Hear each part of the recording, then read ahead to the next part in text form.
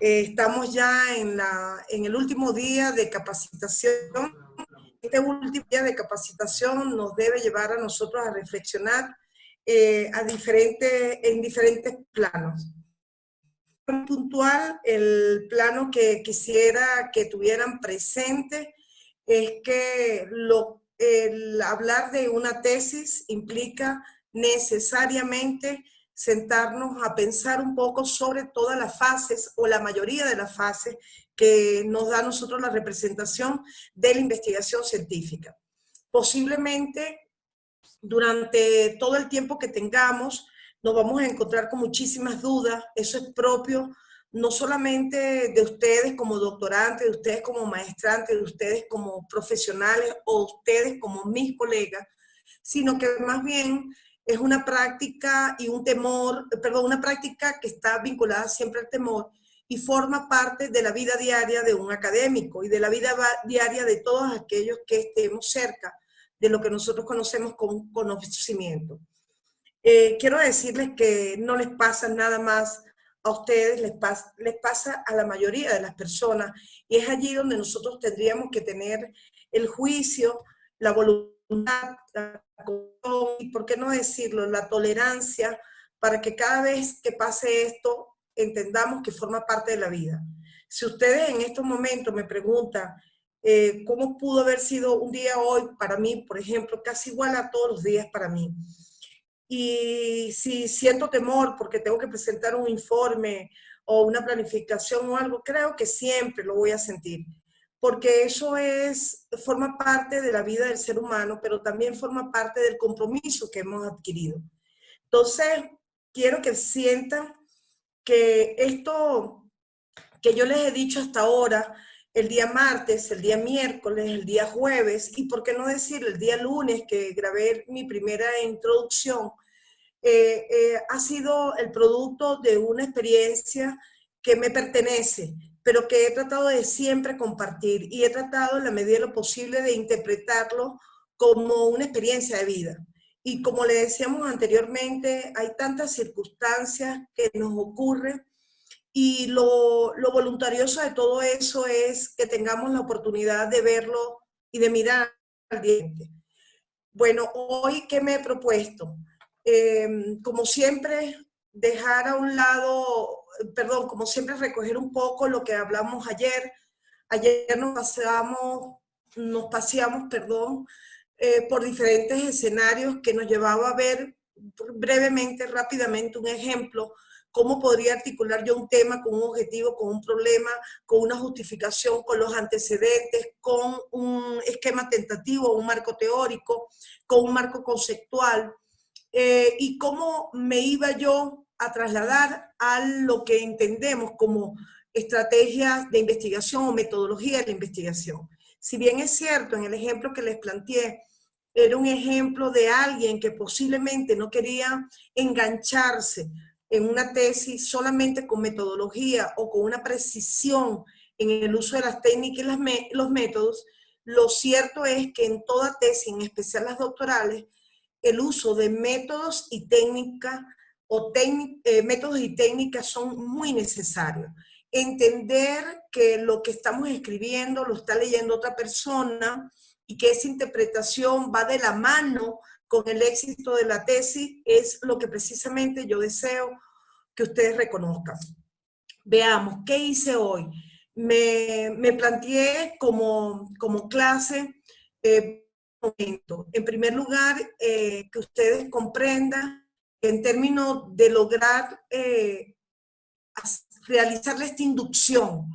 ¿Y por qué digo inducción? Porque yo no estoy pretendiendo aquí que todos sean unos expertos en metodología, todos sigan el modelo que yo les puedo presentar, todos digan está perfecto, sino estoy intentando solamente transmitirle aspectos locales conlleva una tesis, y que en el momento que ustedes se encuentren con ese doctor, ese PhD, bien en maestría o bien en doctorado, ustedes reconozcan que en toda función doctoral o de preparación doctoral esto tiene que ocurrir. O sea, podemos tener gente que difiera de nuestra opinión, como también podríamos tener gente que aplauda nuestra participación. ¿Y de qué se trata este juego perverso? Como digo, se trata de un conjunto de normas que se van más hacia todo ese proceso social con los que vivimos, con todas esas etiquetas, con todos esos elementos tan absurdos que diría en estos momentos a lo mejor Enrique, tan estúpidos con los que nosotros tenemos que vivir. Pero hay que interpretar que de eso se trata la vida. Y la vida se trata precisamente de reconocer que todos esos componentes son parte de nuestro comportamiento dentro de las instituciones a las que les prestamos servicio. ¿Qué he pensado yo para hoy? Bueno, me pensé 3 momentos.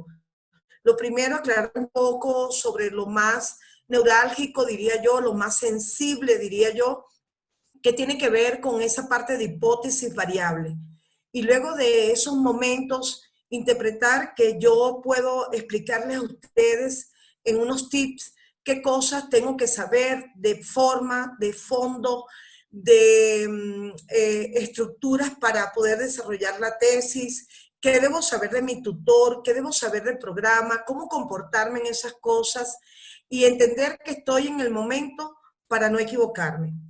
Si vemos nuestra agenda, se va a dividir básicamente en 3 aspectos fundamentales. En esa primera parte, que conlleva a la interpretación de hipótesis variables, en una segunda parte que conlleva la interpretación de lo que es mi rol como estudiante de un doctorado, de una maestría, como profesor, etcétera. Y no lo dice Magda Ceja, lo dicen los autores. Que yo lo complemente, bien, pero lo dicen los autores. Y la tercera parte es obviamente el cierre de esos elementos tan relevantes como pueden ser las competencias. ¿En dónde estamos situados? Estamos situados en estos aspectos que les estoy diciendo. ¿Cómo hablo de variables? ¿Cómo entiendo hipótesis? ¿Cómo me mantengo con los datos adecuados? ¿Y cuáles serían los otros aspectos a tomar? Yo quise iniciar esta última parte. Estoy segura que no será, es la última de la capacitación, pero no será la última. Coincide, como les digo, me une a CIDE mi amistad con el señor Max Olivar desde el año 2002 exactamente, y es un grupo de gente que lo hemos acompañado en todos estos procesos. Pero miren ustedes, cuando nos planteamos de manera puntual cuál puede ser la condición de un logro y un objetivo, nosotros debemos saber que no podemos equivocarnos toda vez que creamos que vamos a plantearnos un objetivo y que al mismo tiempo ese objetivo puede ser una acción. Entonces traté de tomar de la doctora Miriam Balestrine. Quiero decirle que Miriam Balestrine es una mujer muy reconocida en mi país, y en esa oportunidad, me disculpa que estoy tratando de solventar algo aquí que se nos fue, en esta oportunidad ella presenta su texto muy, muy práctico y nos dice que tratemos de no equivocarnos cuando nos planteamos un objetivo. Yo les pongo un ejemplo que es el mismo de ella prácticamente, pero con diferentes composiciones. Y ella dice de alguna forma que debemos recordar que un logro es parte de una acción y un objetivo es precisamente un propósito. Fíjense cómo aparece aquí el verbo al infinitivo, establecer, y cómo aparece aquí el verbo al infinitivo, realizar. Pero me puedo confundir con la composición del logro si coloco un verbo al infinitivo, pero no significa lo mismo.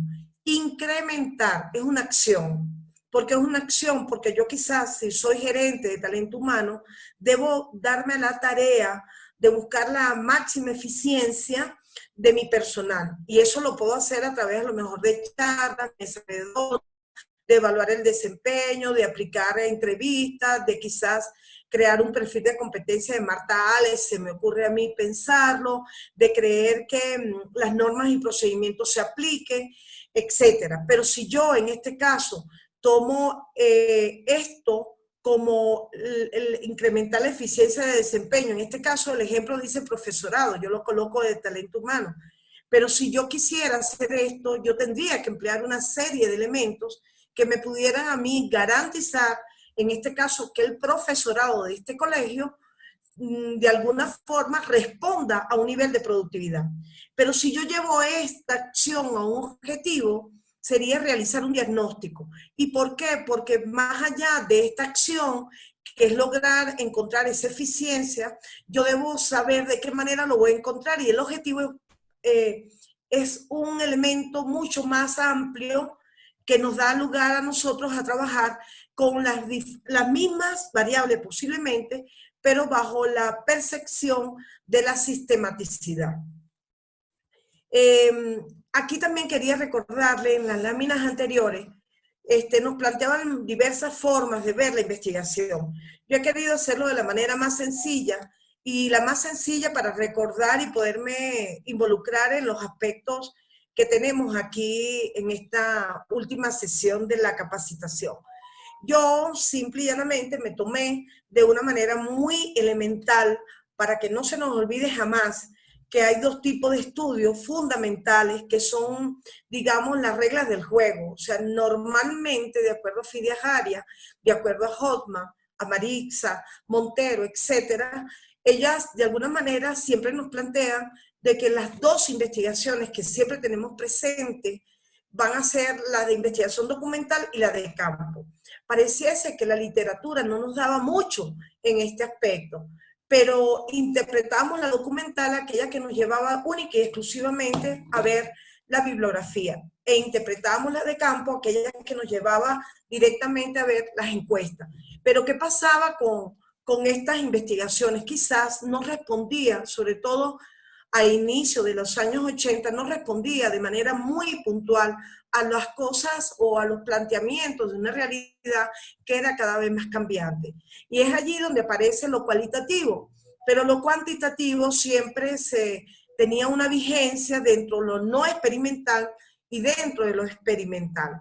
Entonces, lo no experimental, como ustedes miran aquí, da cuenta de que son estudios exploratorios, estudios descriptivos, estudios diagnósticos, evaluativos, causales, proyectos factibles, entre otros. Y los experimentales da cuenta posiblemente de interpretar más lo experimental como si fueran ese tipo de investigaciones que nosotros generalmente lo atribuimos a los laboratorios, o que damos cuenta de esa condición controlada por parte del experimentador.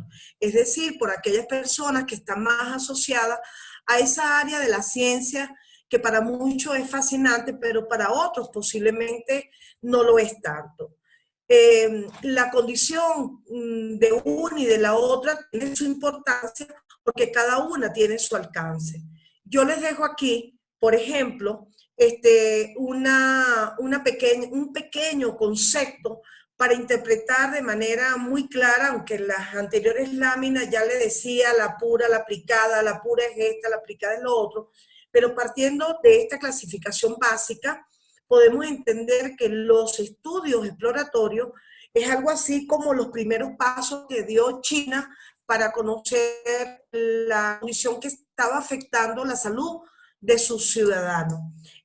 No se conocía lo que era el coronavirus, y posiblemente era un estudio, en este caso exploratorio, porque no había sido abordado con antelación. Son estudios poco abordados, y posiblemente el investigador tiene que darse la tarea de empezar de cero para poder llegar a la meta. El estudio descriptivo, tal cual como lo dice, de manera muy despectiva, debo reconocer que muchos doctores piensan que el descriptivo no tiene ninguna validez. Y lamentándolo mucho, bajo mi concepción y mi lectura, el descriptivo tiene una validez siempre y cuando lo sepamos utilizar.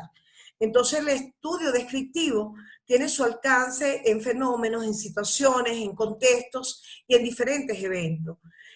Yo podría decir, por ejemplo, en este caso, describir las etapas correspondientes a la pandemia COVID-19 que han surgido en Europa además de América y consecuentemente en América del Sur. Y yo tengo que describir cada uno de esos elementos que conlleva a esa descripción. Cuando hablamos de los estudios explicativos, voy a hablar del correlacional primero para que puedan entender mejor el explicativo. Damos cuenta a esas variables que tienen de alguna manera un patrón que va a predecir el comportamiento de la población que yo quiero, abordar. Por ejemplo, yo pongo allí analizar la asociación entre la motivación laboral y la productividad. Correlacional. Es decir, cómo yo hago una relación entre una variable y la otra y me da la oportunidad de saber aquí que una variable en este estudio es la motivación laboral y la otra variable es la productividad. Y el enfoque está dado sobre la base de los trabajadores de las empresas de la ciudad de Riobamba. Si ustedes ven este ejemplo correlacional abarca más de lo exploratorio y lo descriptivo y nos lleva posiblemente a interpretar que a lo mejor mi estudio puede ser, si es de tipo cuantitativo, no experimentar, yo puedo colocarle un verbo, por ejemplo, de explicar la relación entre la motivación laboral y la productividad. Quizás con el propósito de establecer el desempeño de los trabajadores de la empresa del grupo XLL de la ciudad de Riobamba. Si se dan cuenta, el explicativo, cuando yo coloco un verbo que me lleve a mí a explicar, automáticamente el explicativo me obliga primero a que un primer verbo puede ser explorar, puede ser plantear. ¿Qué pienso yo? Que con estos verbos yo estoy entrando en la fase de exploración.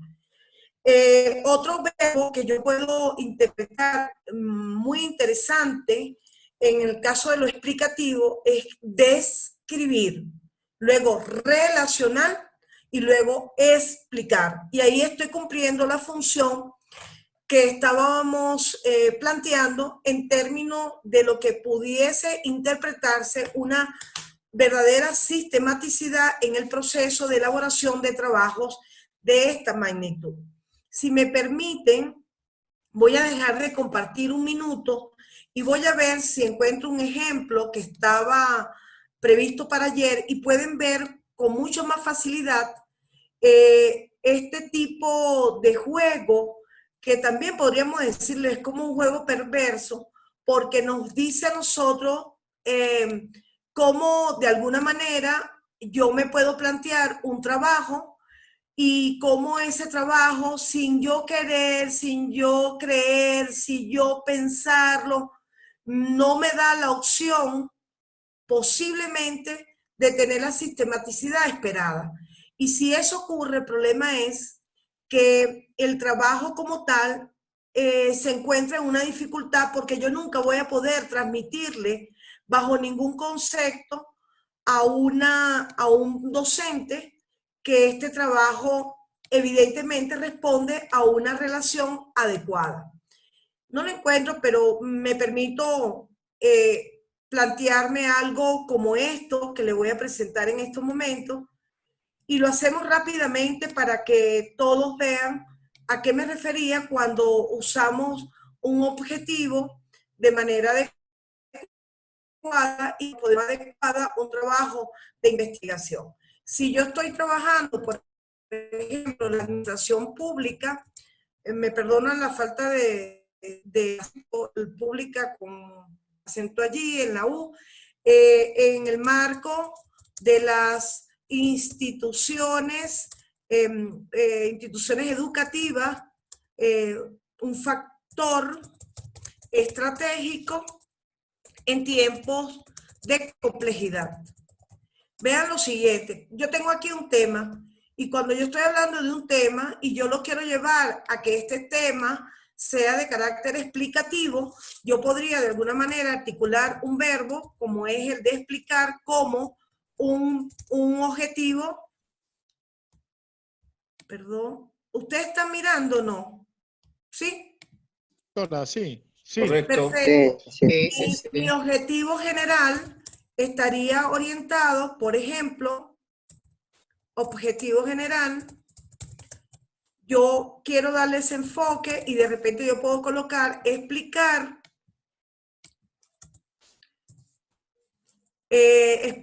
los factores que intervienen en el manejo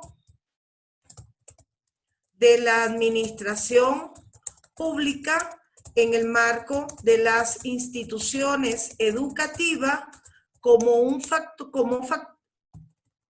factor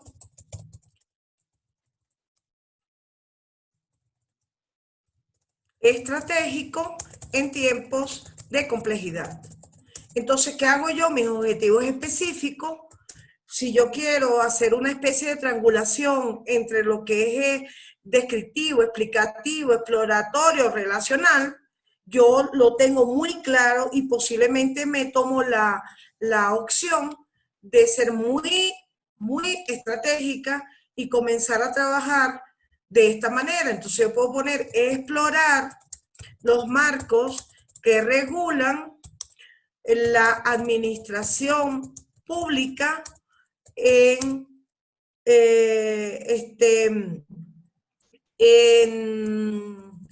administración pública internacional y nacional. Por ejemplo, un segundo aspecto puede ser describir los componentes que identifican la administración pública con énfasis en instituciones educativas. Yo puedo tomar como un tercer aspecto, correlacionar el marco jurídico que contempla el ejercicio de la administración pública y la praxis que se genera en las instituciones educativas públicas, por ejemplo. Y por último, yo voy a poner explicar explicar a través de una planificación. No ha habido. No, es que le mandan ¿Aló? Explicar. Con mucha responsabilidad. Yo hoy de mañana quería. Explicar el plan estratégico idóneo que se desarrolla en las instituciones educativas, considerando las normas y procedimientos. Esto es algo inventado, pero para que ustedes tengan relación con los verbos. Normas y procedimientos de la administración pública de Ecuador. Se supone que antes de los objetivos yo tengo un planteamiento del problema. Miren ustedes, ¿qué quiero resaltar en este ejemplo? Aquí está explorar, aquí está describir, aquí está correlacionar, y yo termino explicando. Porque de acuerdo a estas características de Hernández Sampieri, Fernández y Batista, que creo que fue el que tomé como fuente, me decía a mí que el explicativo tiene una gran relevancia en términos de lo que son trabajos de investigación. Esto es un pequeño preámbulo que yo quisiera que ustedes tomaran en cuenta para empezar a hablar ya de inmediato con toda esa primera parte de variables, de hipótesis, porque todo esto está asociado a esta parte tan importante como son los objetivos.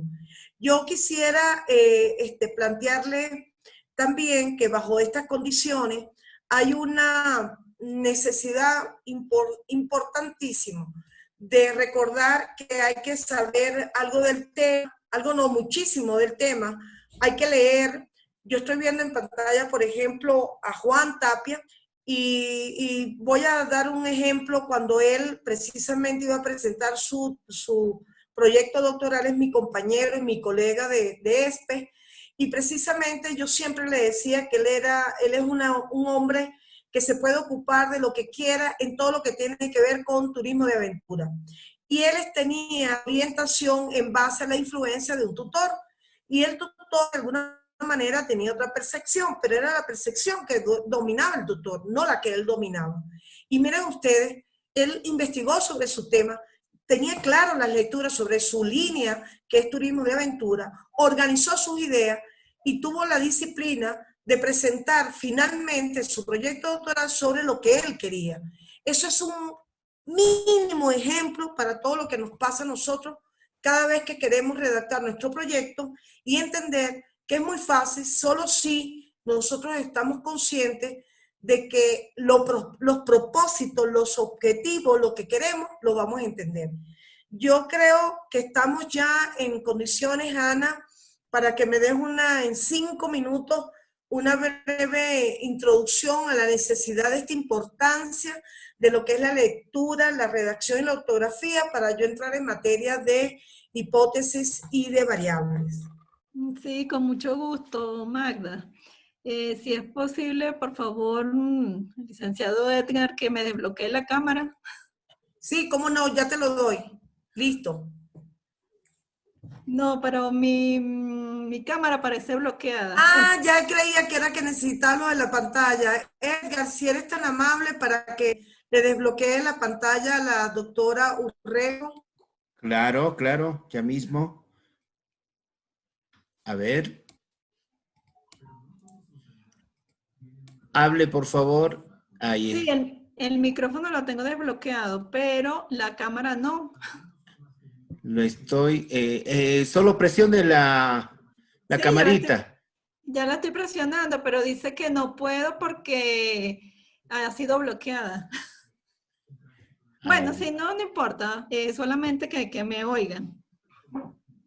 En cuanto a lo que vi una pregunta por acá que la realiza Wilson, se la está planteando a la doctora Magda, pero como ella no ha tenido oportunidad de leerla, yo le voy a responder. En un trabajo de investigación, todo debe estar relacionado. Todo, desde el título, debe estar relacionado con los objetivos. Luego estos objetivos deben estar relacionados también con lo que hacemos en el marco teórico.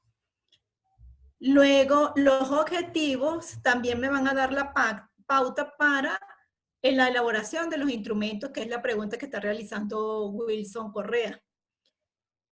Porque los objetivos, dependiendo de la redacción de los mismos, me van a indicar las acciones que voy a realizar. De qué manera, a través de la aplicación de técnicas e instrumentos, voy a obtener información que me van a permitir desarrollar la investigación. Por lo tanto, en un trabajo de investigación siempre debe haber coherencia en todos los capítulos que integran ese trabajo de investigación. Ahora lo que me está solicitando Magda, que es en relación con la redacción y la ortografía,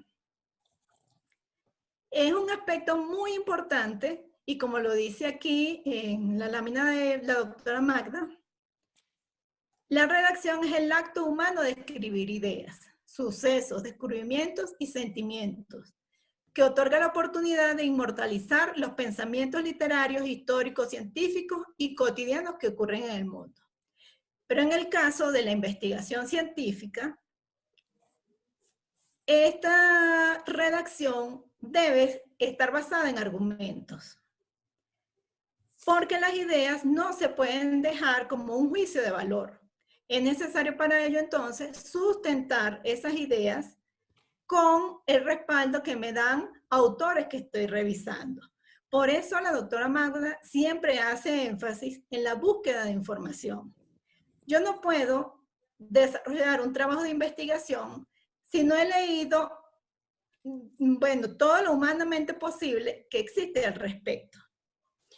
Y hasta que como investigador no disipe todas las dudas que pueda tener en relación con la variable que estoy estudiando, el trabajo de investigación no va a ser desarrollado con pertinencia.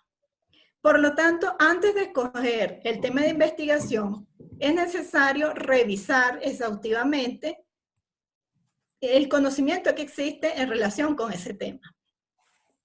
Por otra parte, lo que dice acá de la ortografía es muy importante.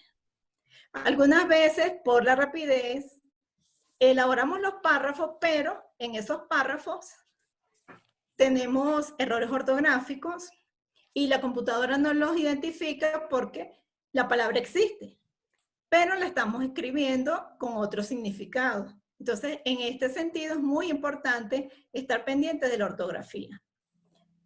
Por dar un ejemplo, omitir una tilde es un error ortográfico. ¿Por qué? Porque fíjense que no es lo mismo decir último a decir último. Entonces, una simple tilde me cambia el significado de la palabra y por lo tanto también me va a cambiar el significado de la oración que estoy colocando allí en mi escrito. Otra cosa que debemos tomar en cuenta en cuanto a la redacción es que los párrafos deben estar bien estructurados. ¿Cuándo digo yo que un párrafo está bien estructurado? Cuando tiene una idea principal o tiene un argumento y ese argumento está sustentado por unas razones. Esas razones son las que debo desarrollar y por lo tanto en un párrafo puedo tener 2 oraciones si esas oraciones son complejas. Generalmente se escribe premisa, premisa y conclusión, que no quiere decir que siempre tenga que cerrar el párrafo con una conclusión. Eso depende del estilo de la persona. Hay personas que redactan utilizando párrafos muy largos. Recomiendan que los párrafos se estructuren no más de 11 líneas. Porque el lector pierde la idea de lo que se quiere expresar. Recuerden que como personas que estamos realizando un trabajo de investigación, debemos tomar en cuenta al lector. Y ya Magda lo resaltaba también, no olvidemos que existen palabras que son técnicas, pero las conoce la persona que está escribiendo.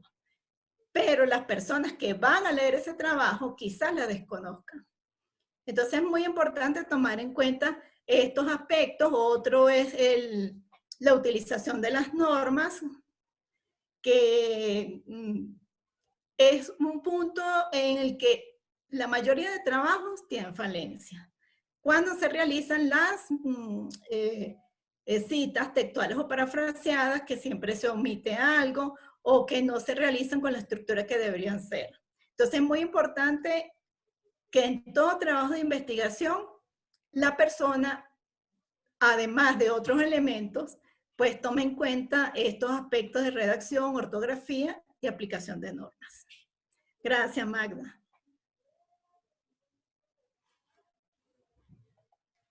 Gracias a ti. Por allí, Juan Pablo, Juan Carlos está haciéndote una pregunta, Ana. Después, por favor, te agradezco si se lo puedes responder.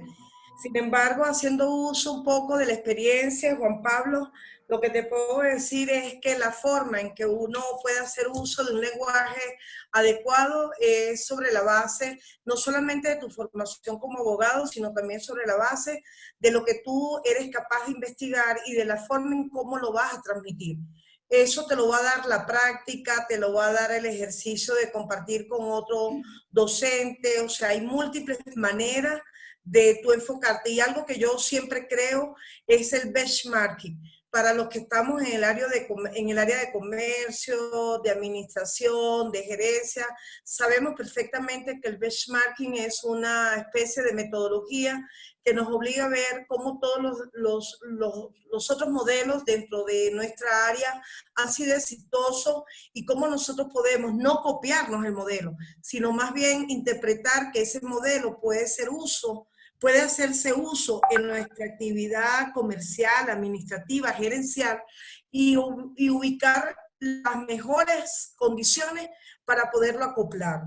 ¿Eso qué significa? Que nosotros estamos mirando la ventana de otro, podemos adecuar otros elementos de acuerdo a nuestra cultura, de acuerdo a nuestros parámetros, de acuerdo a las condiciones que se remitan, dada la circunstancia que cada quien tenga. Les agradezco, por favor, los que tengan los micrófonos, que está sonando el WhatsApp y después Edgar dice soy yo. Bien, yo continúo. Aquí vamos a empezar, y bueno, para terminarle la idea de Juan Pablo Rúa, yo tengo pendiente, Juan Carlos, de decirte a ti que hay un libro de metodología en Derecho que es de Tarcisio Llanes Barrio. Cuando el lunes lo voy a tener a la mano para podértelo recomendar, decirte de qué editorial es, y te va a servir mucho porque son las formas en que, cómo se presentan una tesis, por decirlo de alguna manera, en el área de Derecho. Y creo que era Sonia, o no sé si era María, quien estaba preocupada por los estudios documentales para asesorar sus estudiantes, y aquí encontré un libro que es de Miriam Balestrines Acuña, que tiene que ver con estudios documentales teóricos, análisis de discurso e historia de vida.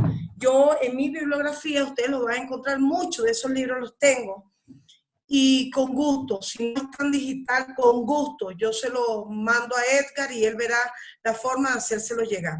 Empezamos entonces con nuestra fase en este momento, que tiene que ver con el uso, tiene que ver con la interpretación de lo que son las hipótesis.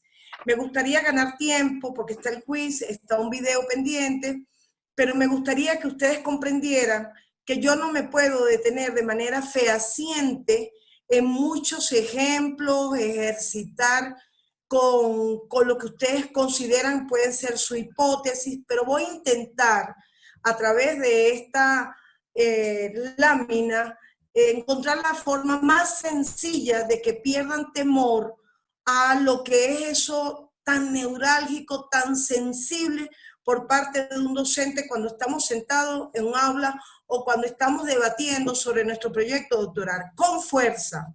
Y se los digo de verdad a alguien que es sumamente nerviosa también, pero yo digo siempre que en la medida en que yo voy leyendo, en esa misma medida defiendo mis ideas. Pues yo, hipótesis, ahí están toda una cantidad de elementos. Las hipótesis es algo tan sencillo de entender, son suposiciones respecto a una verdad. Yo en esa frase... No me llega. ¿Perdón? No. ¿Perdón? Sí, dígame. Hola, hola, ¿me escuchan? Llega, doctor. Doctora, sí le escuchamos, por favor. Muy sí. bien. ¿Algún micrófono?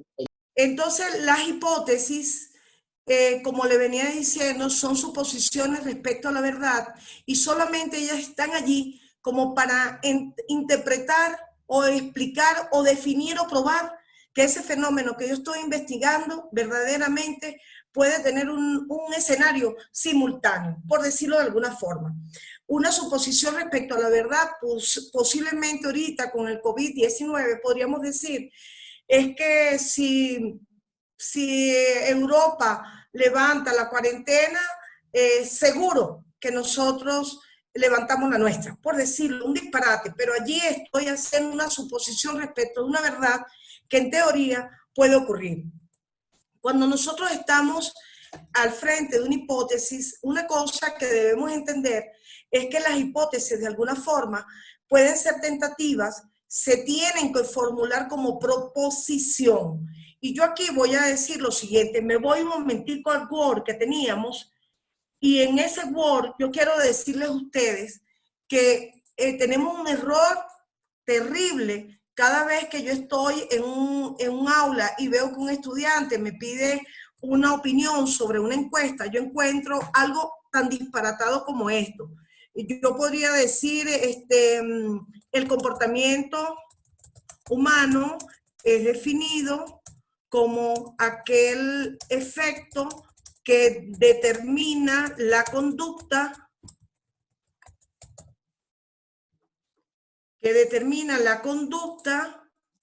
de las personas en un medio laboral. Señores, mucha gente llega y le pone a los estudiantes sí y no, si estamos hablando de instrumentos. No, esto es una frase con afirmación. Y de alguna manera yo tengo que entender que no es una pregunta dicotómica en este caso. Entonces yo puedo decir totalmente de acuerdo, en acuerdo, ni de acuerdo, ni en desacuerdo, totalmente en desacuerdo. Es una escala de Likert lo que estoy aplicando aquí, pero en ningún momento estoy haciendo ninguna pregunta. Esto es una afirmación. Si yo quiero llevar esto a hipótesis, yo puedo colocar algo como esto: el comportamiento humano sí incide en la conducta de las personas en un medio laboral. Pero yo no le tengo que poner signo de interrogación. O sea, nosotros tenemos que estar claros que hay algunas reglas que, si bien es cierto, también forman parte de las reglas lingüísticas y las lenguas para escribir. Nosotros tenemos que saber a esta altura de nuestra vida qué es una proposición, qué es una pregunta, qué es algo tentativo, qué es un resultado. Si esto es así, yo tomé este ejemplo de los que he consultado para esta clase: a Miriam Balestrini, a Hernández Sampiere y otros, a Fidias Arias y a la doctora Ángeles de Ancona. Yo quiero decirles que en una de estas consultas encuentro este ejemplo y yo quisiera que lo entendiera de esta manera. Yo, por ejemplo, hago una pregunta que es básica. ¿Les gustará a mis estudiantes las clases virtuales? ¿Les resultó importante a mis estudiantes? Ahí estoy afirmando, estoy haciendo la proposición. Vean este ejemplo. Estoy haciendo una pregunta. Aquí lo llevo prácticamente a una afirmación y una proposición, y aquí automáticamente le coloco el sí o le pongo el no para convertirlo de alguna manera en una hipótesis que puede ser aceptada o no puede ser aceptada. Veamos más ejemplos. Les dejo una lámina donde les recuerdo que no todas las investigaciones llevan hipótesis. Que las hipótesis de alguna manera, de alguna forma, también tiene que ver un poco esa parte de lo explicativo, lo correlacional, lo descriptivo, lo cualitativo, si a la vez vale una hipótesis. Yo creo que más adelante ustedes pueden abordar en esa capacitación de investigación cualitativa y tener esas ideas claras. Otro ejemplo de hipótesis, por ejemplo, yo lo hago de tipo descriptivo. Ya hemos hablado del correlacional, del explicativo. Aquí lo coloco de manera descriptiva. Medir el índice delictivo en una ciudad. Medir el desempeño profesional, también puedo decir. Generar la optimización de un proceso productivo. Fíjense que hay 3 formas de medición. Fíjense, aquí esta es una hipótesis de carácter... aquí podemos formular una hipótesis que dé lugar a una respuesta o a una afirmación negativa o no, porque podemos medir. Las hipótesis, de alguna forma, son aquellas que nos formulan la posibilidad de establecer si un hecho o un dato verdaderamente puede ser posible de demostrar. Las hipótesis, digamos, correlacional, de alguna forma, se emplean sobre la base de hipótesis correlacionales, es decir, yo utilizo una variable con la otra. Y la explicativa, de igual manera, hace alusión a la forma de cómo explicar esa causa que genera el estudio de ese fenómeno. Entonces, vean lo siguiente. Si yo quiero medir el índice delictivo en una ciudad, yo fácilmente podría decir: el índice delictivo en una ciudad dependerá del número de habitantes que tiene la provincia. Yo estoy haciendo una suposición respecto a una posible verdad. Entonces, esto no hay que tenerle miedo.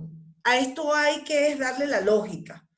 En el cintillo de esta lámina, ustedes miran cómo yo establezco que las hipótesis pueden ser de una, de 2 o varias hipótesis. En la tesis doctoral que yo tuve la oportunidad de hacer muchísimas hipótesis afirmativas. Y bueno, todas fueron comprobadas, otras no, pero eso puede ocurrir en una tesis doctoral. Los estudios cualitativos no formulan, por lo general, hipótesis.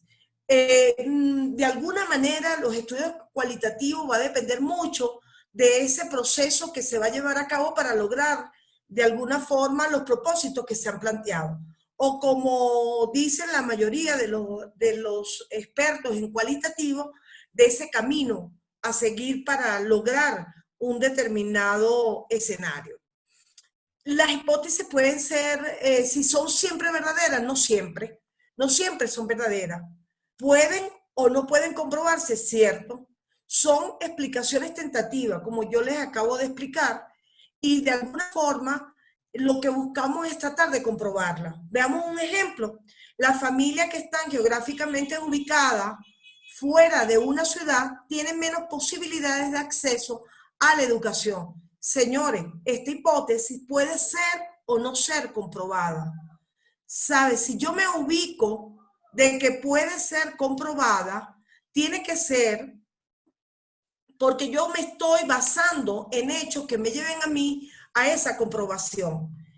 En el segundo ejemplo que yo coloco, pongo las familias que están geográficamente ubicadas fuera de la ciudad, según el censo poblacional, tienen menos posibilidades de acceso a la educación. Aquí no se está estableciendo una hipótesis, se está afirmando un hecho. Y miren por qué. Porque estamos planteando en una frase, según el censo poblacional. ¿Qué diferencia hay entre el primer y el segundo ejemplo? Que en el primero queda entre paréntesis, puede ser verdad o puede ser verdadera, falsa. Y en el segundo, claramente te dice que es que hay ya una medición donde dice que las familias que están geográficamente ubicadas fuera de la ciudad tienen menos posibilidades de acceso. Ya eso está demostrado, por lo tanto yo no tengo por qué hacerlo. Entonces fíjense ustedes que tenemos que aprender a diferenciar una hipótesis con un hecho, y eso nos va a dar a nosotros la credibilidad de que me puedan comprender al momento que tomo mi objetivo, mi pregunta de investigación y la llevo a hipótesis, que es la forma más adecuada a mi manera de ver. Yo no estoy diciendo que es una fórmula, a mí me ha resultado. Ok, aquí tenemos otros ejemplos. La proximidad del semestre de economía y la evaluación de la carrera de economía están vinculadas positivamente. Eso ya a mí me da el auge de saber, aquí yo puedo decir positivamente, pero posiblemente no es así. Y ahí me lleva a mí a proporcionar una falsedad de la hipótesis. El índice de rendimiento en estudiantes de novena educación es mayor entre los hombres que entre las mujeres de la carrera. Conforme se desarrollan las clases online o clases virtuales por el COVID-19, aumenta el estrés de los docentes y exploración de planes a futuro online, disminuyendo el índice de deserción universitaria. A mayor trabajo online o virtual, habrá mayor estrés y poco interés hacia este. Eso puede ser verdad o puede ser mentira. Lo que quiero decirle a todos ustedes es que esto no puede ser tan distante a lo que nos hemos planteado. Por eso es que pienso que cuando yo voy a formular una hipótesis tentativamente, yo debo tener la lectura muy clara de mi problema de investigación. Mi recomendación, cuando planteamos una hipótesis, siempre tenemos un colega que es estadístico. Siempre, señores, cada quien con su vestido adecuado. Entonces, siempre hay que ponerle el traje a quien lo lleva. En este caso, los estadísticos. Hay que consultar. Si yo quiero plantear hipótesis, todos los profesores que somos tutores no podemos ser expertos en todas las áreas. Siempre hay una persona que lo mira de otra manera. No me voy a detener aquí, ya hemos hablado de lo correlacional, de lo causal, que tiene que ver con lo explicativo, y lo descriptivo. Esto es un cuadro base que de 30 a 40 hojas, yo traté de resumírselas para que ustedes sepan perfectamente que existe toda esta cantidad de elementos que nos llevan a nosotros a ver las hipótesis de diferentes maneras. Vamos a ver algo interesante. ¿Por qué las variables? Porque es que, aunque no todos los estudios doctorales me piden un cuadro de operacionalización de variables, mucha gente lo pide mientras nosotros estamos desarrollando nuestro trabajo doctoral. ¿Y qué son las variables? Es todo aquello que puede cambiar. Puede ser una variable ahorita en el COVID, la pandemia, que ocasionó esta situación. Entonces nos cambió la vida. Eso fue una variable inesperada. La variable es una característica. Puede ser cualitativa y puede ser cuantitativa. Las variables pueden ser básicamente propiedades o factores que determinan o identifican un determinado hecho, y puede ser cuantitativa y puede ser cualitativa. De manera muy resumida, se puede asumir por el objeto, es la variación que puede asumir un objeto de estudio. Si yo estoy ahorita estudiando el índice delictivo de la ciudad de Guayaquil, es posible que yo como abogado, como juez, como, qué sé yo, administrativa del Poder Judicial, yo pudiese tener una estadística que cambió radicalmente con la pandemia.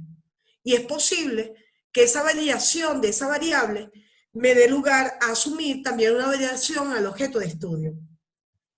Debo tener una cualidad susceptible de sufrir cambios, modificaciones. Puede asumir valores cuantitativos y cualitativos. Yo puedo decir el 99.99% de la ciudad de Guayaquil ya presenta una vida normal porque no existen. Me estoy inventando algo, los delitos o los delincuentes. Para identificar las variables se recomienda remitirse siempre al título de estudio. Aquí dejo de compartir y me voy nuevamente a ese ejemplo tan sencillo que yo coloqué en términos de lo que es esa parte del ejemplo de la administración pública. Si ustedes miran aquí, yo tengo aquí administración pública, una variable. Instituciones educativas, sí, puede ser, si lo quiero ver. Complejidad, sí, sí puedo hacerlo. Si quiero hacerle presencia en el título, yo tengo que saber que no pueden pasar ausente varias cosas, entre ellas las variables. Entonces yo tengo que estar siempre pegada a estas tres condiciones para yo garantizar que mi estudio tiene la validez que yo deseo que tenga. Miren qué interesante es conocer entonces el significado de las cosas. Y el significado de las cosas da lugar a que comprendemos que no puedo inventarme absolutamente nada, porque todo está clarísimo en la academia. Todo existe, todo se tiene. Lo único que necesitamos en todo momento es tener un poquito de conocimiento. Las variables pueden verse también de manera cualitativa y de manera cuantitativa. ¿Y dónde ejerce esto la mayor fuerza? En las dos cosas. Yo no puedo decir que uno es mejor que otro. No puedo, ni quiero, ni hacerlo, ni lo voy a hacer nunca. Por respeto a los que he leído, por respeto a lo que he aprendido. Yo creo que nosotros tenemos que tener claro a qué se refiere uno y a qué se refiere otro. Si lo vemos desde una cualitativa, por ejemplo, yo puedo hablar de características no cuantificables del sexo. ¿Quién podría decir que los hombres de una estatura de 1.80 hacen mejor el amor que aquellos que tienen una estatura de 1.50? Nadie. Eso no puede ser cuantificable, porque eso es algo que pertenece a cada ser humano y el momento de hacer el amor es único para cada quien, ¿verdad? Pero yo podría decir de alguna manera que las cuantitativas son los que expresan los valores cuantificables y que pueden expresarse numéricamente. Yo podría decir que actualmente en el mundo la pandemia ha ocasionado 5.000 muertes en Europa. 5 millones de habitantes, 5.000 personas muertas, lo que sea, pero yo lo estoy cuantificando. Las variables de alguna manera tienen también sus comportamientos. Pueden ser con valores enteros,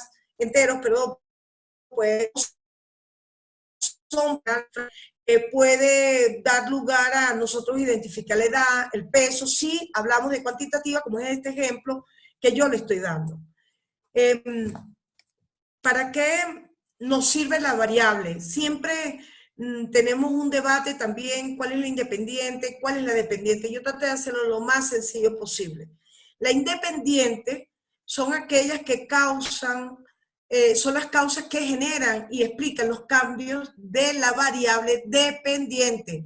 Eso es algo así como la gente desde ese ámbito de la pareja. La pareja, uno a veces depende del otro depende de la otra, pero siempre están juntos. Es como la técnica y el método. Yo no veo el método caminando sin su novia o su compañera de vida o su esposa o su cónyuge, el nombre que yo le quiera dar, pero la técnica siempre está presente. ¿Y por qué está siempre presente la técnica? Porque la técnica es el instrumento que me permite a mí, es el instrumento que yo voy a aplicar a través de esa técnica, que puede ser la encuesta, puede ser el cuestionario, perdón, puede ser la entrevista, para yo interpretar qué está pasando en un determinado fenómeno. Así están la dependiente y la independiente. Ellas siempre están presentes, solo que una tiene una función y la otra tiene otra función. Una son causas que se generan y explican los cambios de la variable de la que depende. En este caso, la dependiente es aquella, de alguna forma, que actúa sobre la base de modificar una acción en función de la variable independiente. Cuesta entenderlo, cuesta. Entonces traté de poner un ejemplo. El ejemplo da lugar a entender, por ejemplo, por momentos, el horario al que son sometidos los funcionarios públicos. La causa, señores, es de alguna manera todo aquello que contempla ese horario, ese momento que ha generado un cambio en los funcionarios públicos. La dependiente, en este caso, sigue estando presente el funcionario público, pero la dependiente va a ser el desempeño porque de alguna manera va a ser significativa en función al horario que establece de alguna forma el sometimiento a los funcionarios públicos para su actividad laboral. Veamos aquí algo que es importante también, la variable interviniente. Me disculpan allí, interviniente. Cuando yo hablo de intervención, estoy hablando de algo que se incorpora, que de alguna manera modifica, que de alguna manera interviene, es la palabra, pero influye, incide, determina. Y es allí donde nosotros tratamos de ver cómo podemos comprobar, además de la causa, además de ese momento de modificación, el efecto. Y es aquí donde yo quiero que ustedes vean la palabra efecto. Es el efecto debido a la variable independiente y no a otros factores. Entonces, un ejemplo podría ser, en base a los funcionarios públicos, la capacitación de los funcionarios públicos de manera continua. ¿Bien? Entonces, si ustedes miran de esta manera, el componente de la variable están siempre, de la variable interviniente, perdonen ustedes, pero creo que abrí el archivo de la variable interviniente, siempre va a estar incorporada con las variables dependientes, pero también con la variable independiente. ¿Por qué? Porque es la que entra en juego con ellas dos. Si estamos hablando en este momento de las instituciones públicas educativas, los docentes, ¿cuál es la que ha intervenido aquí? La pandemia. ¿Qué nos cambió la vida? La pandemia. ¿Bien? Continuamos. Otro ejemplo, el horario de los funcionarios públicos sí influye positivamente en su desempeño laboral. Fíjate, Fidias Arias lo ve de otra manera. Bueno, veamos aquí. Aquí la variable independiente siempre va a ser el horario. La dependiente va a depender del desempeño de ellos. Y la interviniente es la capacitación continua. Este es otro. No es que un autor concepto con otro. No, señores. Es la dimensión, es la lógica, es el planteamiento que cada uno de ustedes desean darle. Hay algo que se llama operacionalización de variables. Y yo respeto muchísimo, pero muchísimo, a aquellos tutores que le piden la operacionalización de variables a los estudiantes. ¿Dónde puede ir esto? Puede ir en el marco teórico, como lo vimos en los diferentes ejemplos de los esquemas de ayer, como pueden ir en el marco metodológico. Ustedes me preguntan a mí dónde van, en una tesis doctoral, en anexo. Y yo lo dejo en anexo. Para mí esto no tiene, para Magda Ceja, no tiene la relevancia en el caso de una tesis. Tiene la relevancia en el caso de un pregrado. ¿Por qué? Porque el estudiante tiene que saber de qué manera puede identificar primero una variable, cuál es su dimensión, cuál es el indicador, en qué ítem va a ir colocado ese indicador, cuál es el instrumento y cuál es la fuente. Pero yo no tengo esta técnica. Si ustedes me preguntan a mí, me voy a mi ejemplo, ¿qué haría yo para yo desafiar a, creo que aquí tomé el ejemplo de Josefina Toro Hurtado y Iván, déjenme ver porque todos los autores no lo recuerdo, Iván Hurtado. Entonces, fíjense, si yo veo este ejemplo de operacionalización de variables, yo me voy a mi ejemplo de Word y sin saber mucho de lo que yo escribí, que indudablemente es una escritura que nace de la improvisación, ¿verdad? Nosotros podemos ver aquí que yo tengo 3 variables y tengo también 1, 2, 3, 4 objetivos. Yo tomo cada uno de estos objetivos y yo lo puedo operacionalizar. La operacionalización está de la mano con los objetivos específicos. ¿Y por qué se da esta técnica?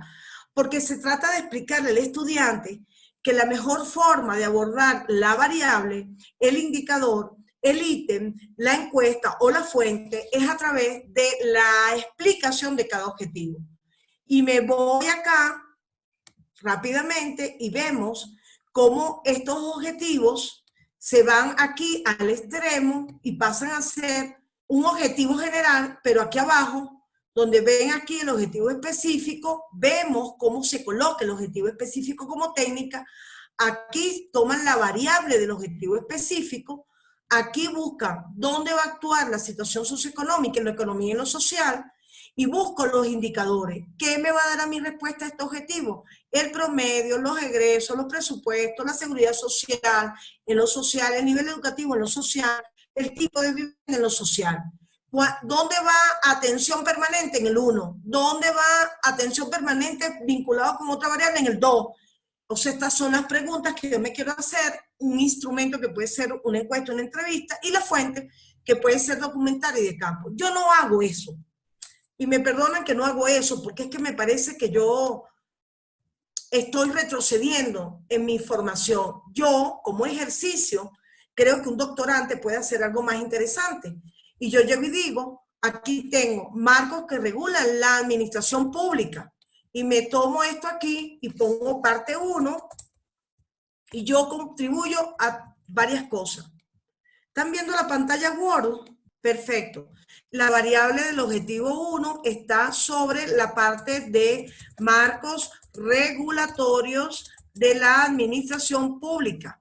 ¿Y qué me hago yo? Bueno, ya yo sé que yo tengo que buscar las leyes, las ordenanzas, las normas, los procedimientos, y voy clasificando aquí los indicadores, los ítems, las posibles preguntas que puedan darse. A lo mejor me tomo un artículo, lo pongo en escala de Likert y ya yo voy sacando mi cuadro de operacionalización.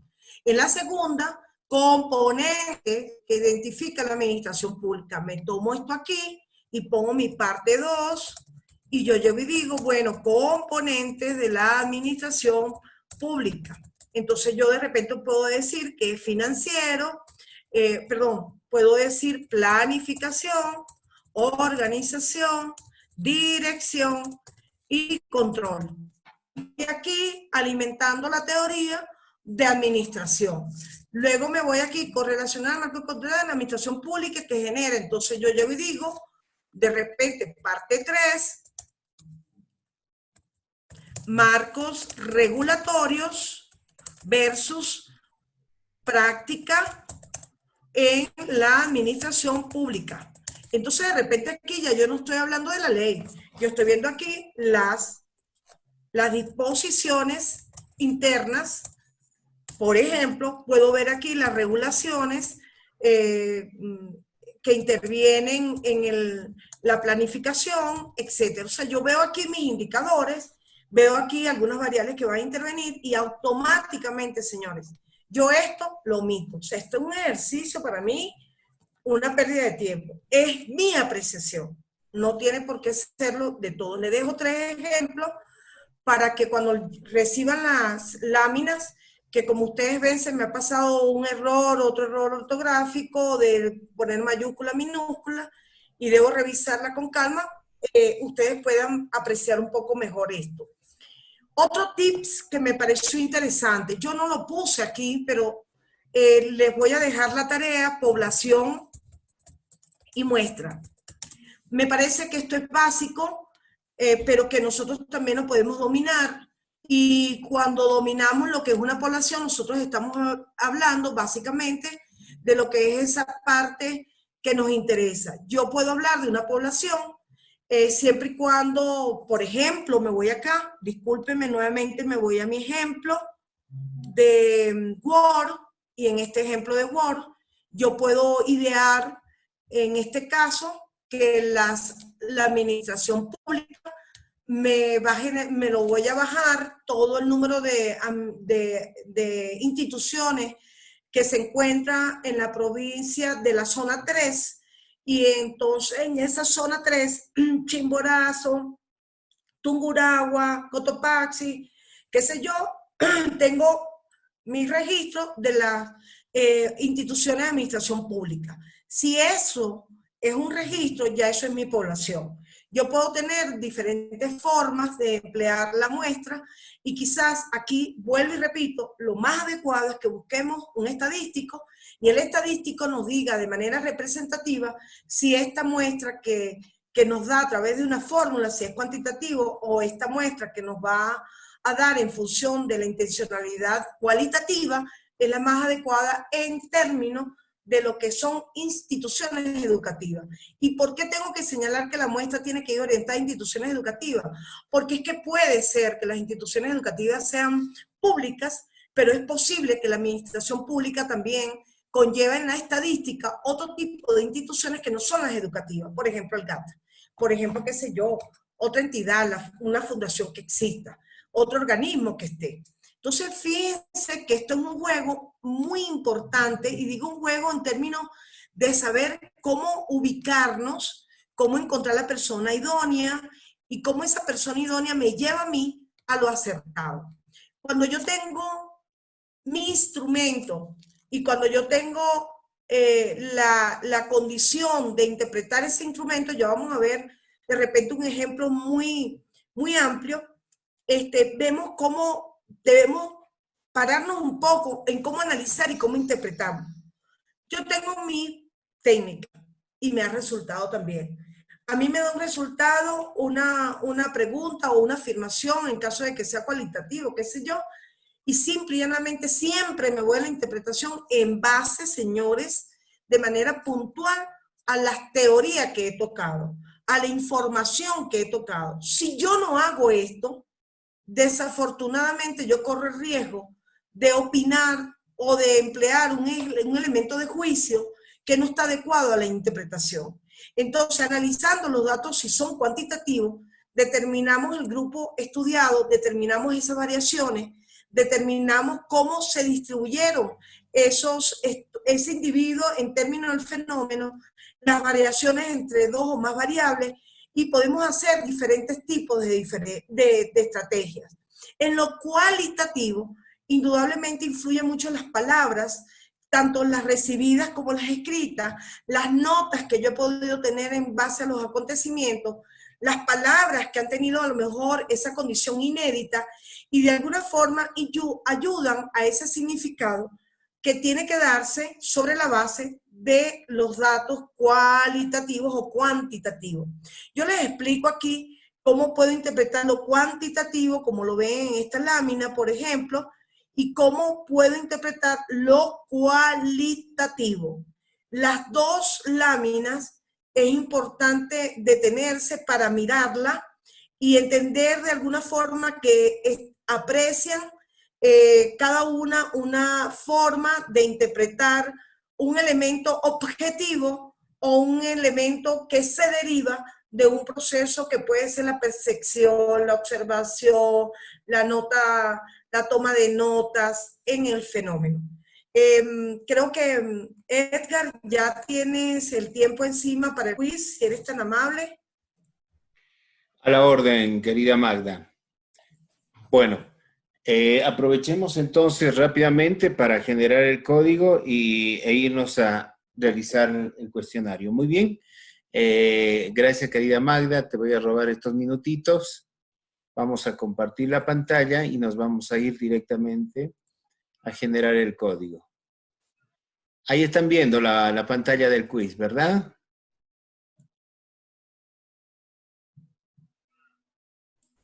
Sí. Perfecto. Ahí está. Este es el código 239864. Pueden ingresar con ese código. 239864.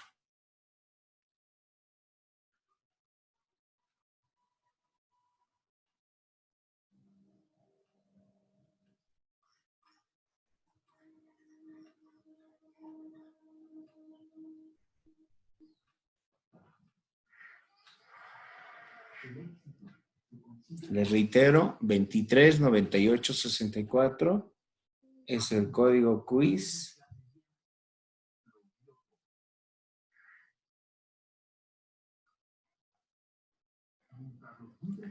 Ya estamos llegando a los 30.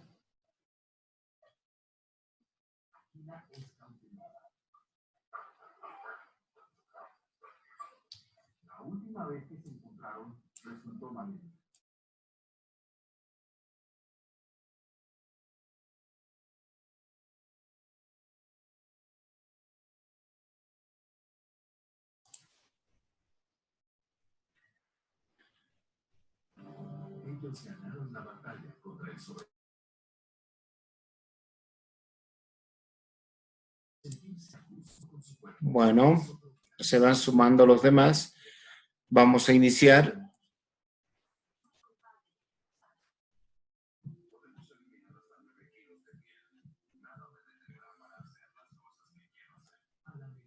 Adelante.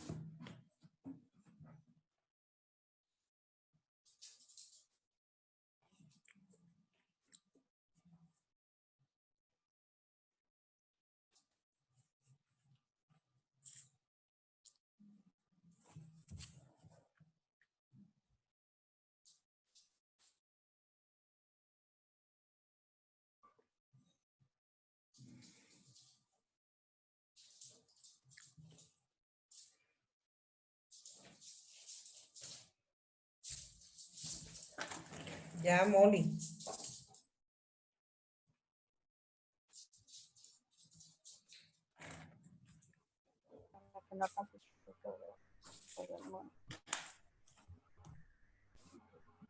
Hola, doctor Edgar. Adelante, adelante. ¿Qué pasó? Doctor, ayúdeme con el código. 239, 239-864. Muchas gracias, muy amable. A la orden, a la orden.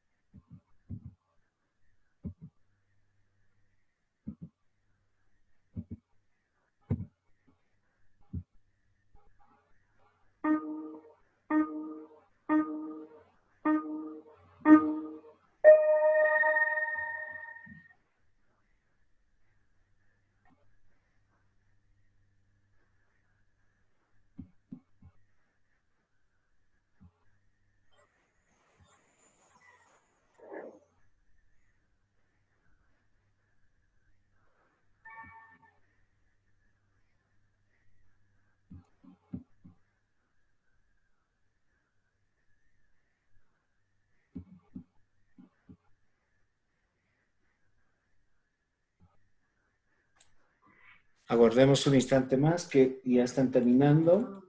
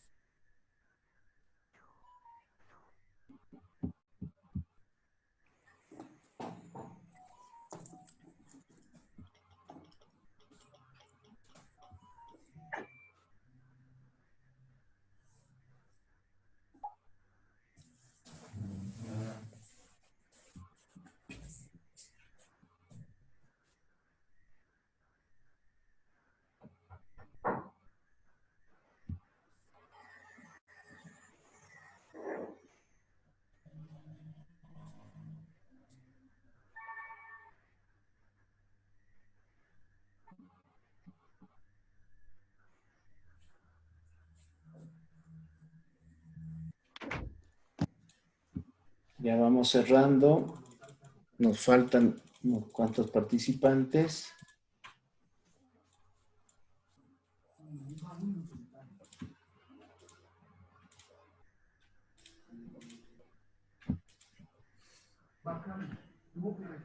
Bien. Ya estamos. Terminamos. No me dejaron terminar. Se atrasó. Se atrasó. Es que lo que pasa es que a mí se me cayó acá el internet y por eso no podía ingresar. Bien. Nos pasa a todos, María, a todos. No importa. Yo también, aquí también me quedé sin internet. Tranquila, Alejandra, no importa. Luego les pasamos el código para que puedan completar. No hay ningún problema. Muy bien. No hay problema. Y lo de ayer Continuamos, también- Edgar, porque lo de esta es la ayer- hora crítica. Lo de ayer también, mi doctor, porque yo no pude estar. Adelante, no hay ningún problema. Les voy a pasar el código. Mi doctora Magda, ¿cómo se encuentra? Tan bello, te he mencionado, María, pero bienvenida nuevamente. Tranquila, que entiendo que esta es la hora crítica, la gente a veces se le cae la conexión. A mí me da miedo que llegue a las 7 porque se satura Ajá. se saturan las redes aquí y bueno, ya sabe ella lo que nos ha pasado. Como 4 o 5 veces se me quedaba paralizado. Bueno, como hoy es el término del curso, yo tengo la tarea de terminar porque no quiero dejar nada. He tratado de ir a la velocidad, bueno, pues del rayo, y vamos a tener un poco más de tiempo de ver de manera precisa algunos interrogantes. Me di la oportunidad de ver, por ejemplo, algunos hay inquietudes interesantes. Juan Gabriel Bacasela me ha dicho, por ejemplo, qué tipo de hipótesis de los modelos de gestión de emprendimiento de la economía popular y solidaria sí permiten. Ya ahí estoy viendo que es afirmativa. Gabriela habla de la redacción científica. Cristina también habla de temas de sociología, derecho empresarial, civil, internacional. Hoy sí copié el chat porque me interesa para el lunes tener la voluntad de tratar de orientar lo más que pueda lo de ustedes.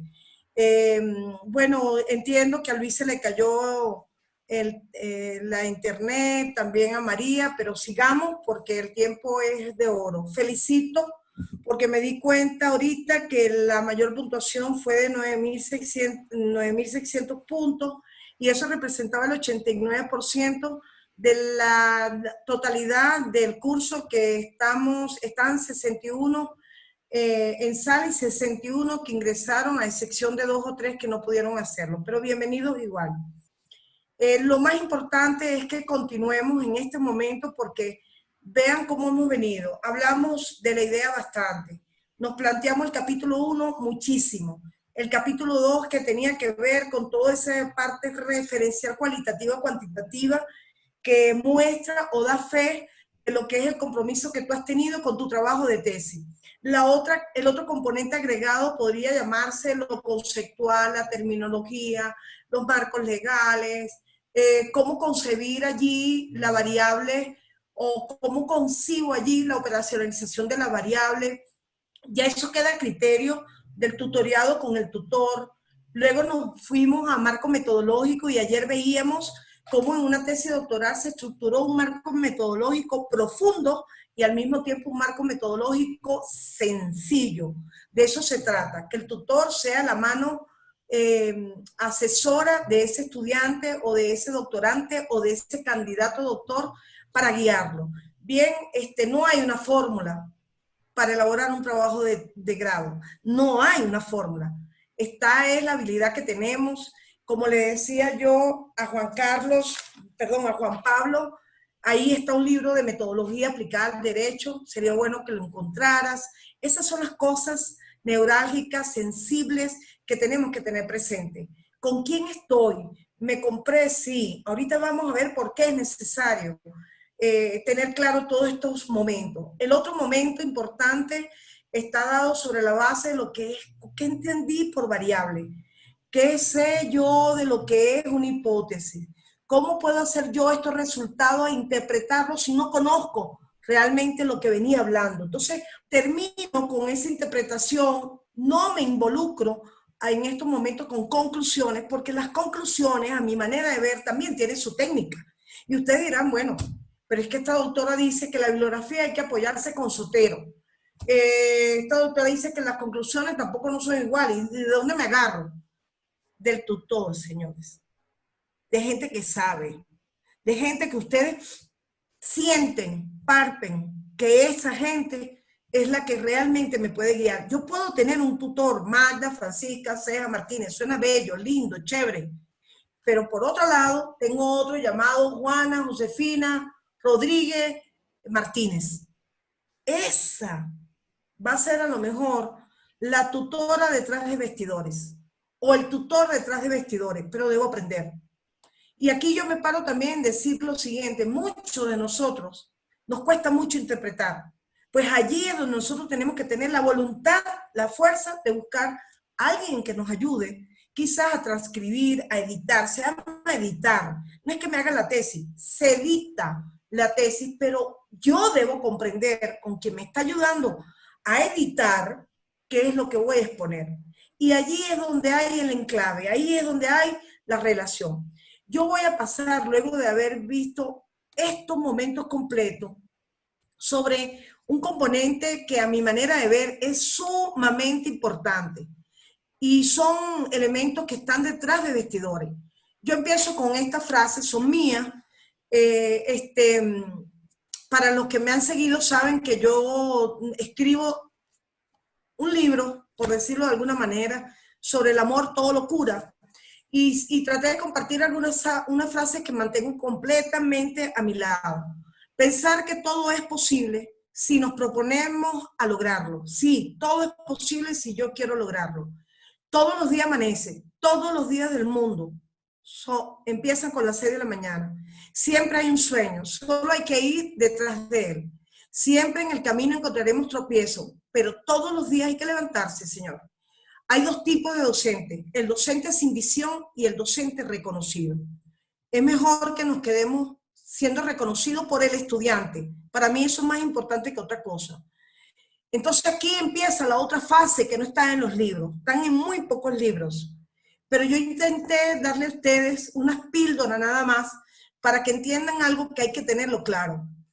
Entender que hay una tesis, entender que está la academia y entender que hay un rigor científico y original. Y si Edgar, estás por allí, me estás escuchando, esto es tan, pero tan complejo, este tema de investigación. Por eso es que te invito a que nada más aceptes mi desafío de iniciar el diplomado en investigación. Porque es que aquí hay mucho de qué hablar. Fíjate, estos 3 componentes nada más, a lo mejor un día de trabajo con ustedes, pero hay que entender qué papel juega la academia y la rigurosidad de ella. Yo tengo que saber que tengo que tener condiciones físicas, señores. Yo tengo que tener un buen estudio en mi casa. Si mi esposo no lo quiere entender, lo siento. Si mi esposo no quiere mudarse de cuarto, lo lamento. Pero es que esto es así. Nuestra carrera es así. Y eso hay que interpretarlo bien. Si mi esposo le gusta estar en la piscina y yo necesito estar fuera de la piscina para poder escribir, tengo que hacerlo. Hay que tener la voluntad. Las condiciones psicológicas. No podemos verdaderamente continuar un doctorado, una maestría, ser docente, si detrás de nosotros hay impedimentos de todo tipo que no nos ayudan para nada. Entonces tenemos que buscar un espacio de donde enamorarnos. Y le está diciendo a alguien que de verdad muchas veces se cae, pero muchas veces se levanta. Entonces las condiciones psicológicas privan de alguna forma el éxito de esa tesis. Las condiciones materiales y técnicas. Oigan, mire, con mucho respeto, colegas, porque ustedes no son mis alumnos, ustedes son mis colegas. Son mis colegas. Y llamo colega aquel que, bajo el concepto de profesionalidad, está sentado del otro lado de su casa escuchándome. Señores, hay gente que no quiere invertir absolutamente nada, ni siquiera en un software. Y eso es muy lamentable. Entonces yo tengo que saber que hay condiciones técnicas que son necesarias tener en la mano. Y hay que dejar a un lado quizás esa limitación que nosotros mismos ponemos. Yo no he visto a nadie que se lleve la fortuna Disfrútenlo ustedes. Si les gusta un libro y quieren comprarlo, cómprenlo, así sea digital. El programa es la academia. Tenemos que saber la pertinencia, la especialidad, el reconocimiento de esa universidad. ¿Cuál es ese equipo que está detrás del programa? Las características de ese programa. Esa alta demanda o esa baja demanda, o si es necesario o no es necesario tener ese programa como parte de mi formación. Eso hay que tenerlo en cuenta.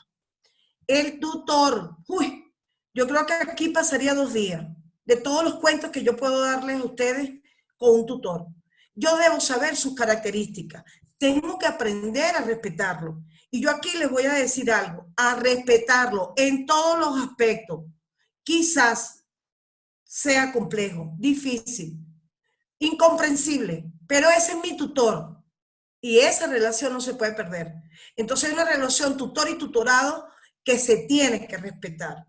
Porque es así, forma parte de la regla de la vida y forma parte del rol que tú vas a tener como tutorado, y como tutor también tienes ese elemento. El cursante, que es el tutorado, tiene que saber de su tema, tiene que tener las ideas claras, tiene que saber realmente qué es lo que prefiero en mi trabajo y qué es lo que no cuenta en mi trabajo.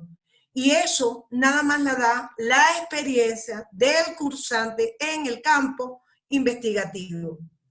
La normativa. ¿Cuántas veces estamos en un posgrado y no vemos ni siquiera cuál es la normativa del posgrado? Señoras, hay que leerlo. ¿Cuál es el flujo administrativo? ¿Cuáles son los elementos de contenido? ¿Cuáles son los formales? ¿Y qué dice el reglamento de posgrado sobre el cursante, es decir, el doctorante, el maestrante, el tutor y la institución? Fondo y forma. Dios mío, esto es profundo. ¿Qué me dice el reglamento? Hay que leerlo, porque a lo mejor yo estoy en lo incierto, pero lo más grave es que a veces aceptamos que un profesor nos diga que no sirve para nada nuestro trabajo, porque no somos capaces de refutarlo, porque no lo hemos leído en un reglamento. Señores, eso está allí. Hay que buscarlo, hay que leerlo, y hay que tener la autonomía para aceptar las críticas, pero la autonomía también para refutar esas críticas. Los mitos se pierden de vista. Yo les dejo allí algunos. Por ejemplo, las notas de pie de página no se emplean actualmente. Falso.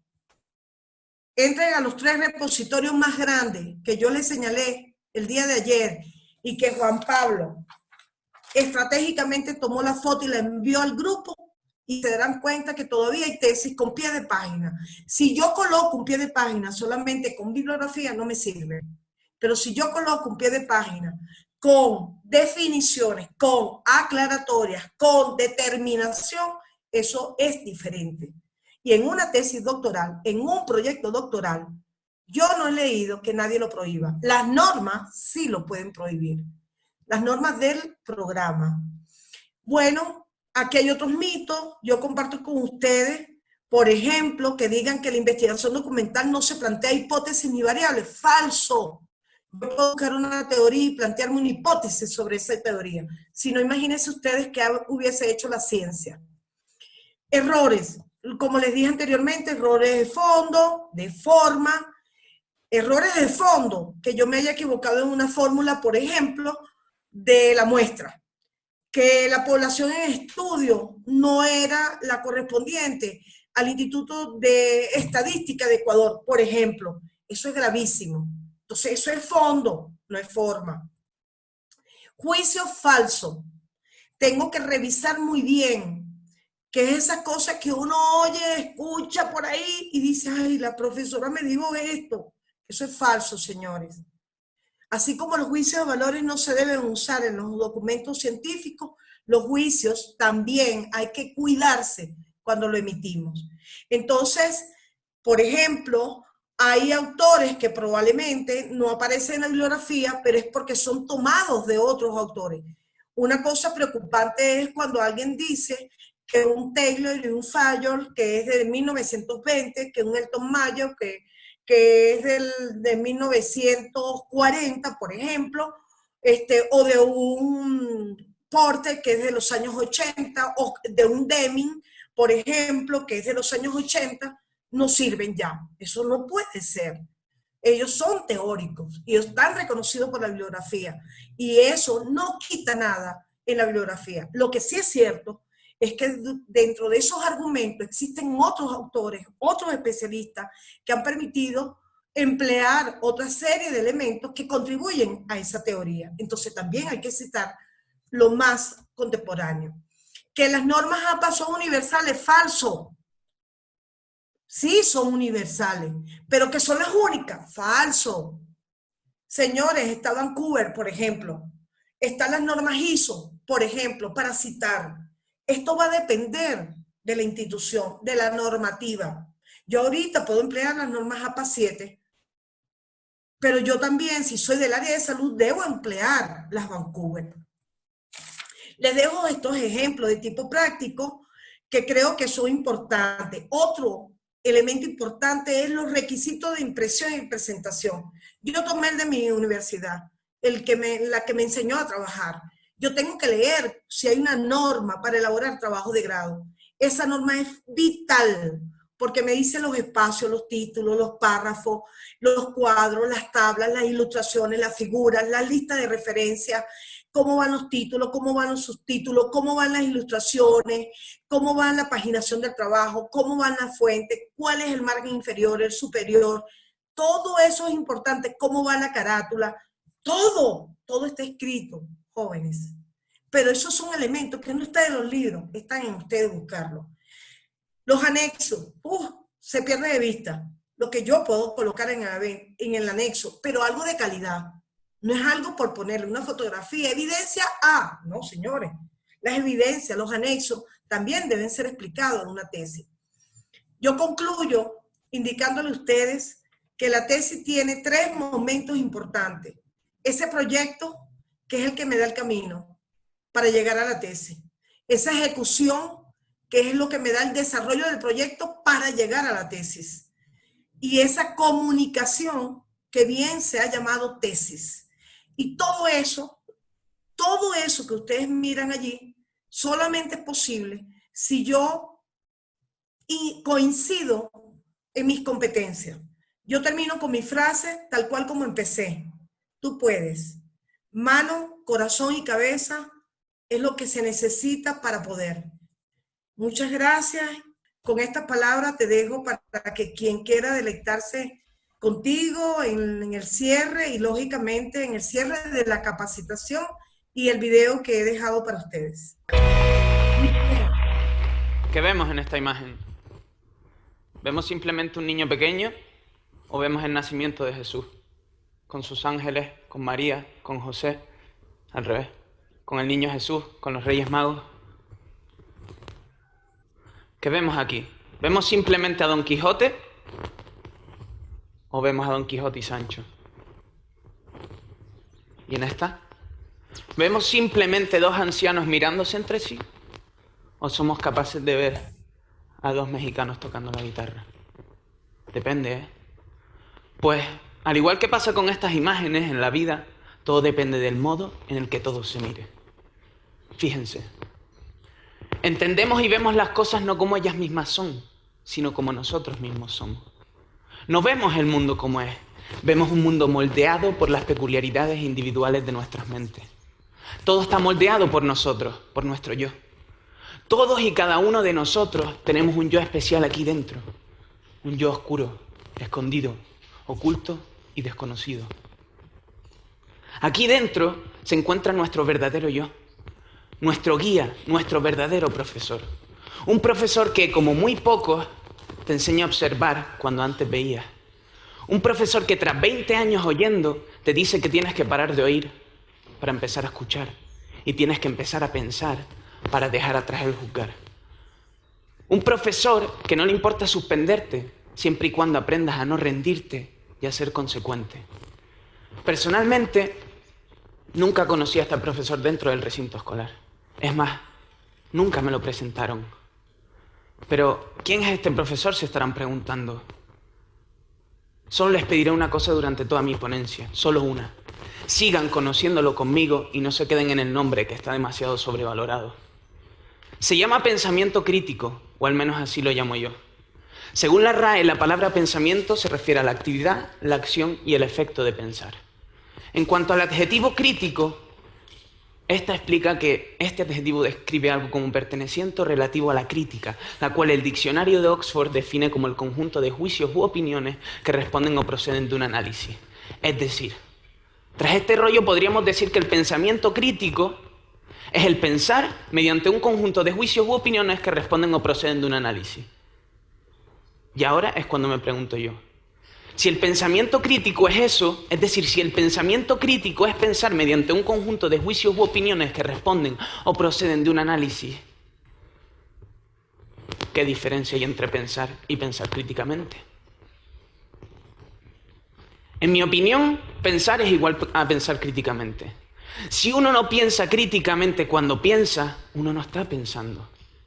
Pensar críticamente es subir al espacio, subir al Olimpo y ver desde allí el mundo, desde la tranquilidad, la serenidad, la imparcialidad y la racionalidad. Existe la influencia, pero nunca la manipulación. Pensar críticamente es pensar en tercera persona, es ser imparcial. Para mí solo existe una manera de pensar, y por eso decir pensamiento crítico es decir pensar. Pensar críticamente es salirse del problema, encontrar una posición ajena al mismo y desde ahí intentar resolverlo. Esa posición es una posición privilegiada y como tal no está hecha para cualquiera. Lo difícil del pensar no es ejecutar la acción estando aquí arriba. Lo difícil del pensar no es ver el mundo estando ya aquí. Lo difícil del pensar es cómo llegamos a sentarnos aquí y cómo llegamos a visualizar desde esta posición cada situación de cada día, de cada lugar del mundo. Lo difícil no es pensar desde aquí arriba. Lo difícil es cómo llegamos a pensar desde aquí arriba. Lo complicado no es el fin, sino el camino. Dice la RAE que pensar es opinar. Perdónenme que les diga que pensar no es opinar. Pensar no es juzgar. Pensar es analizar. Personalmente, me gustaría que ese adjetivo de ahí no hubiera que ponerlo ahí, pero hay que ponerlo ahí sencillamente por la razón de que nos han metido en la cabeza de que eso no es lo mismo que eso. Hoy en día, la opinión del alumno no vale nada. El alumno está infravalorado, el alumno no tiene ni voz ni voto en nuestra educación, el alumno no está siendo escuchado. Tu opinión no importa. Como máximo le importa a tu compañero de pupitre, que es en el momento en el que tu profesor te dice, oye, vosotros dos, si queréis hablar en el patio, eso está muy bien, ¿eh?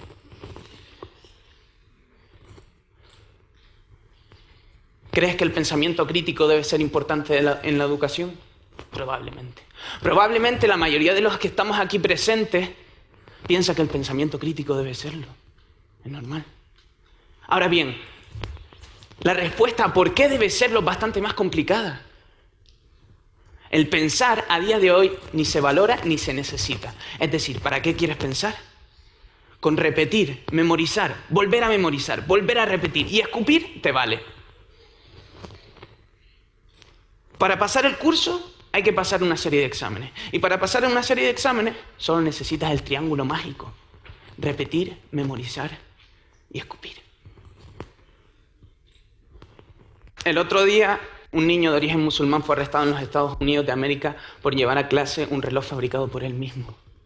Arrestado. Se lo enseñó a la profesora de ingeniería y esta le sugirió que no lo enseñara por el centro. Solo existe un camino, no hay más.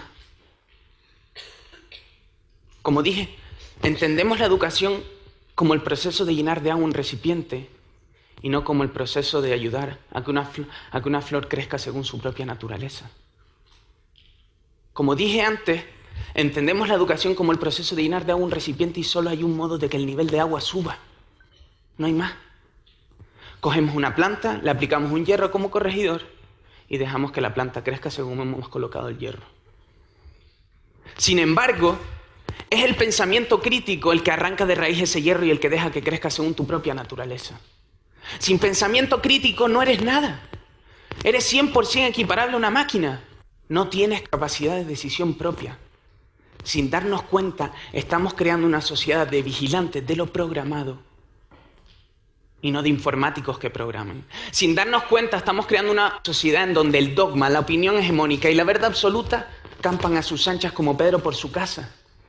Sin darnos cuenta, estamos imponiendo al alumnado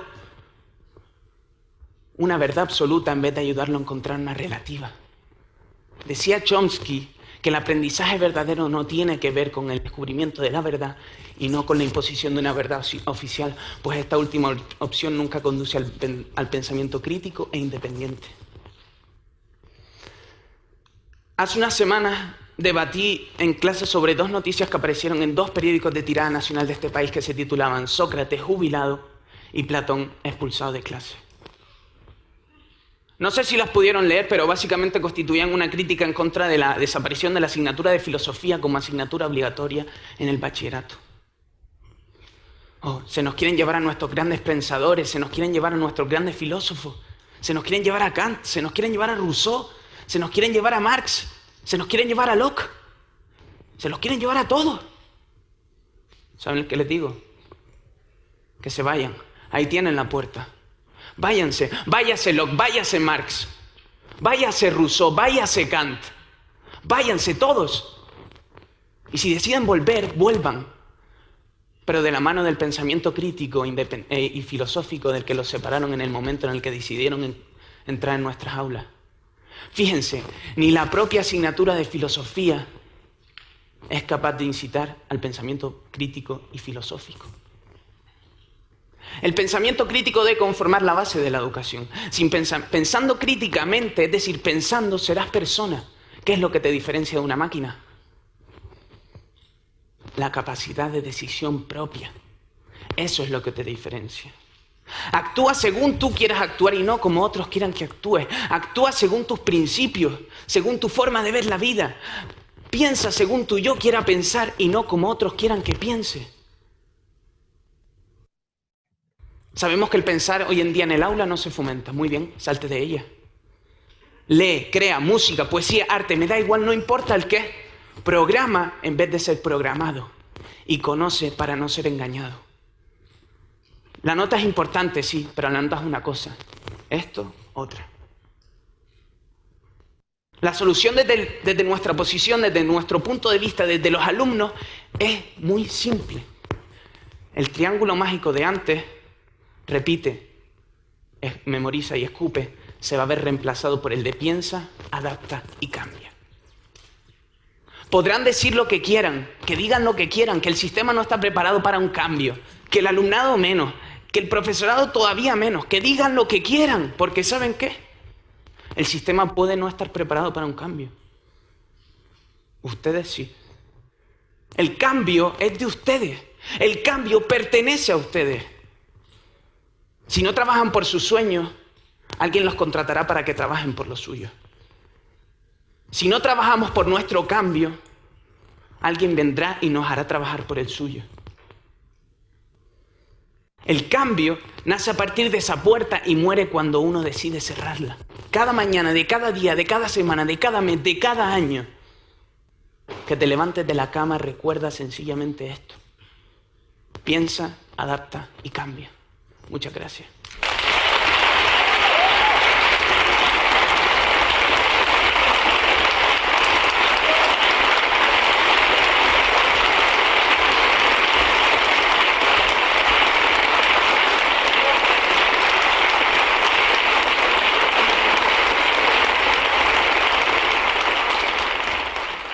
Si me permite 2 minutos, él es Pablo Pérez, productor, es canario, tiene 17 años y estudia en la Universidad de Granada, Ciencias Políticas.